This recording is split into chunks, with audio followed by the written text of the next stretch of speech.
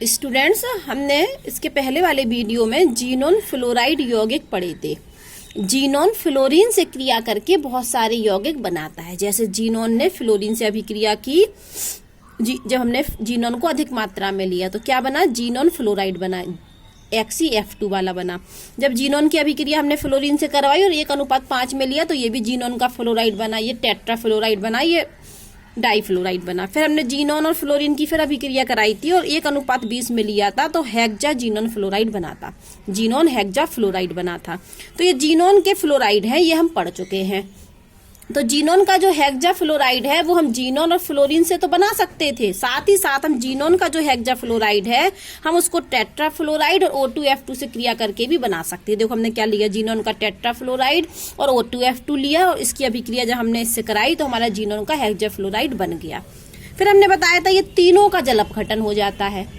फिर हमने एक जल अपघटन की अभिक्रिया करके दिखा दी थी आपको, जीनोन डाइफ्लोराइड की जल अपघटन अभिक्रिया। तो जब इन तीनों का, डाइफ्लोराइड का, टेट्राफ्लोराइड का, हेक्साफ्लोराइड का आसानी से जल अपघटन हो जाता है और जल अपघटन के बाद ये देते क्या है, ऑक्सीजन देते हैं और HF देते हैं और जीनोन अलग कर देते हैं। तो इन तीनों फ्लोराइडों का आसानी से जल अपघटन हो जाता है और ये जल अपघटन के बाद ऑक्सीजन, HF और जीनोन देते हैं। तो ये हमने एक जीनोन डाइफ्लोराइड लिया और उसका जल अपघटन करके आपको दिखा दिया। ऐसे ही जीनोन टेट्राफ्लोराइड का भी हम आगे करके दिखाने वाले हैं और हेक्साफ्लोराइड का भी आगे करके दिखाने वाले हैं। इतना हम पढ़ा चुके थे आपको। और फिर हमने बताया था कि जो जीनोन फ्लोराइड होते हैं, यदि ये फ्लोराइड आयन ग्राही, देखो क्या हुआ था इस अभिक्रिया में कि जीनोन फ्लोराइड ने अपना फ्लोराइड आयन दिया, इसको हम बोलते थे F- को क्या बोलते हैं हम इसको, फ्लोराइड आयन। ये हमारा क्या है, फ्लोराइड आयन।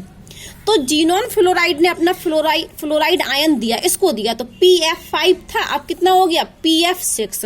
तो इसको हम क्या नाम देंगे, ये हमारा ग्राही है। कौन सा ग्राही है ये इसका नाम होगा फ्लोराइड ग्राही आयन, फ्लोराइड ग्राही आयन। इस अभिक्रिया में देखो इसने फ्लोराइड आयन दिया नहीं, इसने उल्टा लिया नहीं, इसने दे दिया। ग्राही मतलब ग्रहण करना। इस वाले ने देखो क्या किया, MF था और इसने अपना फ्लोराइड आयन इसको दे दिया। तो ये कितने होगा, XeF6 थे तो XeF7 होगा। इस पर क्या आ गया, प्लस चार्ज। तो ये फ्लोराइड ग्राही आयन नहीं है, ये कैसा आयन है, ये वाला है हमारा फ्लोराइड दाता आयन। ये फ्लोराइड दाता आयन है, ये फ्लोराइड को दे रहा। देखो उसने F को दिया तो खुद M+ हो गया और इसको दे दिया इसने और इसने क्या किया, देखो PF5 से क्या बना लिया, PF6, और इसने क्या किया, 5 वाले से 6 बना लिया।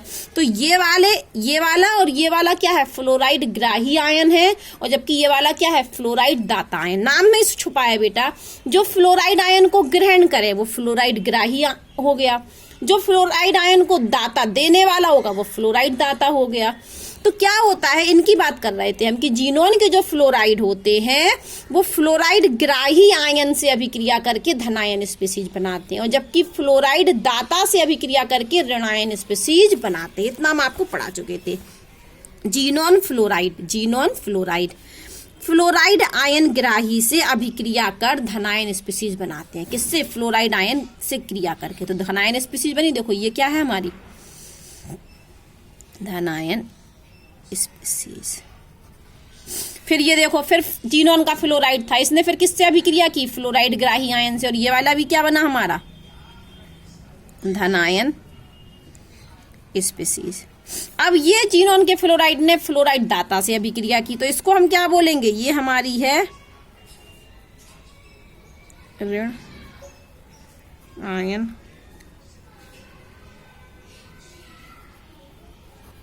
स्पीसीज, ये हमारी ऋण आयन स्पीसीज है। तो जब फ्लोराइड, जीनोन का फ्लोराइड आयन से ग्राही वाले से अभिक्रिया करता है तो धनायन स्पीसीज बनाता है, और दाता वाले से अभिक्रिया करता है तो फ्लोरो ऋणायन बनाता है। इन्हें हम ऋणायन स्पीसीज तो बनाता है, लेकिन उस ऋणायन स्पीसीज को हम फ्लोरो ऋणायन के नाम से जानते हैं। ये हो गई हमारी रिएक्शन। यहाँ पर वो क्या कह रहे हैं, M धातु है, कौन सी, सोडियम, पोटेशियम, रूबिडियम और सीजियम।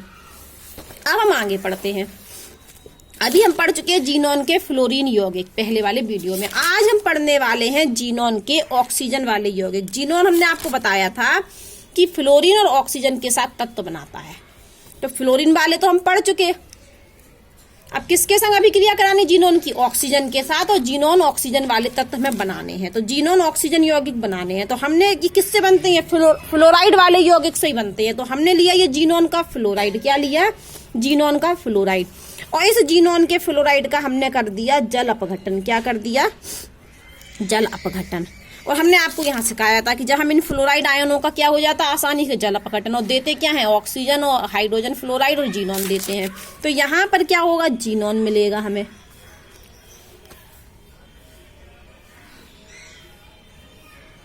और हमें मिलेगा साथ में जीनोन O3 और HF मिलेगा। और क्या मिलेगी? O2। ये हमने बताया था कि ऑक्सीजन देते हैं, O2 देते हैं, HF देते हैं, जीनोन, लेकिन ये भी दिया साथ में। वो बैलेंस करने के लिए ये हमने लिए 6, ये लिए 12, तो ये बने 4, ये बने 2, HF बने 24, ऑक्सीजन बने 3। तो ये हमने जीनोन टेट्राफ्लोराइड का जल अपघटन किया, तो ये हमारा जीनोन के ऑक्सीजन वाला यौगिक बन गया। अब हम एक और ले लेते हैं, जीनोन का हेक्साफ्लोराइड। इसका भी क्या कर देते हैं? जल अपघटन। तो हमें क्या मिलेगा? हाइड्रोजन फ्लोराइड मिलेगा, ऑक्सीजन मिल सकती है, और हमें क्या मिल सकता है? जीनोन। तो यहाँ पर लेकिन सारा कुछ नहीं मिलता है। यहाँ जीनोन का ऑक्सीजन की ऑक्साइड वाला यौगिक मिलता है और 6HF ये बन गया। इस यौगिक को हम क्या बोलते हैं? जीनोन ऑक्सीजन यौगिक। जीनोन ऑक्सीजन यौगिक, जीनोन ऑक्सीजन यौगिक। और ये क्या थे? जीनोन फ्लोरीन यौगिक। तो हमने जीनोन के फ्लोराइड का क्या कर दिया? जल अपघटन। तो हमें जीनोन का ऑक्सीजन वाले यौगिक मिल जाते हैं। ये क्या किया हमने? जल अपघटन। किसका जल अपघटन? HCF4 एंड HCF6 का जल अपघटन। ठीक है, तो हमें ये कंपाउंड मिल गए। अब हम इनका आंशिक जल अपघटन भी कर सकते। किसका आंशिक जल अपघटन? जीनोन हेक्साफ्लोराइड का आंशिक जल अपघटन करते हैं। आंशिक जल अपघटन देखिए, ये लिया हमने जीनोन F6। यदि एक अणु जल का लेगा तो यहाँ बनेगा जीनोन OF4 और 2H। ये कैसा कंपाउंड है? ये ऑक्सीजन और फ्लोरीन दोनों वाला है। अभी तक हमने ये जो पढ़ा था ये जीनोन फ्लोरीन यौगिक था, और ये जीनोन ऑक्सीजन यौगिक था। इसमें ऑक्सीजन भी है, फ्लोरीन भी है। तो ये जीनोन फ्लोरीन ऑक्सीजन यौगिक है। और ये कैसा यौगिक है? रंगहीन बाष्पशील द्रव है। ठीक है, एक और देखिए, जीनोन फिर से हेक्साफ्लोराइड लिया। इस बार जल अपघटन में हमने 2H2O ले लिए। जल की मात्रा थोड़ी ज्यादा हो गई यहाँ। तो यहाँ बनने वाला है जीनोन O2 F2 और 4HF।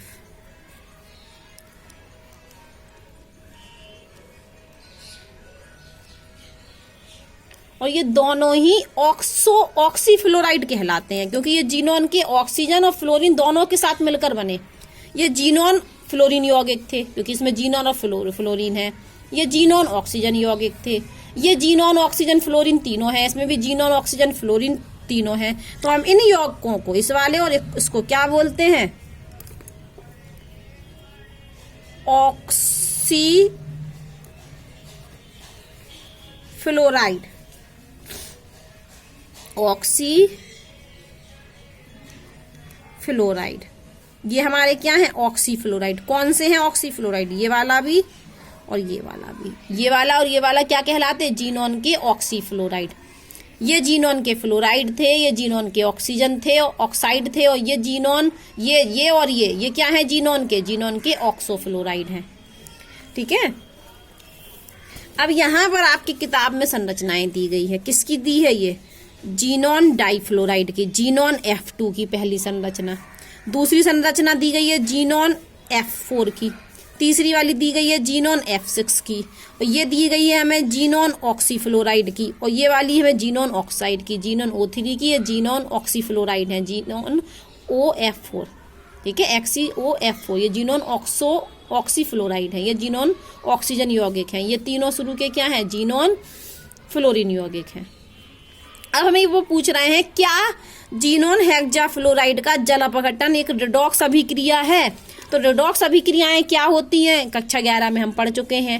वे अभिक्रियाएं जिनमें ऑक्सीकरण अभिक्रिया भी हो रही हो और अपचयन भी हो रहा हो, एक यौगिक का ऑक्सीकरण हो रहा हो और एक यौगिक का अपचयन हो रहा हो। ऑक्सीकरण का अर्थ क्या है कि ऑक्सीकरण संख्या में वृद्धि हो रही हो, और अपचयन का अर्थ क्या है, ऑक्सीकरण संख्या में कमी हो रही हो। तो रेडॉक्स अभिक्रियाएं वे अभिक्रियाएं हैं जिनमें ऑक्सीकरण और अपचयन दोनों हो रहा हो। तो वो कह रहे हैं कि जीनोन हेक्साफ्लोराइड का जब हमने जल अपघटन किया तो क्या ये रेडॉक्स अभिक्रिया है? तो लिख रहे हैं नहीं, क्योंकि जल अपघटन के बाद ये उत्पाद बनते हैं, ठीक है, और इन उत्पाद में जीनोन की जो ऑक्सीकरण अवस्था है वो पहले की अवस्था के समान ही है।